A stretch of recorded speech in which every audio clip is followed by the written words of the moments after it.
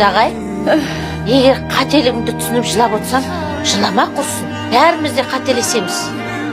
Идеальный ешкім жоқ. Ең бастысы, артық кетпей мына уақытында тоқтау керек. Есті жию керек, түсіндің ба? Тәубаға келу керек. Семья это святое. Это самое важное в жизни. Біз зорлық, зомбылықты тоқтатамыз дедік. Біз кім болып бара жатырмыз, айтсаңдаршы? Аналардан қай жеріміз кем біздің? Біз деген жауызбыз, жауыз. Түсініп тұрсыңдар ма сендер? Мен сендерді күштеп қосқаным жоқ. Өздерің ғой, ойбай, сүйем, күйем, оған бай үйленбесем, не могу без него жить деп. Мен сендер күштеп қосқаным жоқ. Өз еріктеріңмен қосылдыңдар.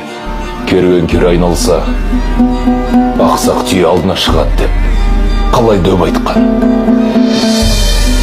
Саған қарап, өкіметіңді де шамалай беруге болады. Сорлы.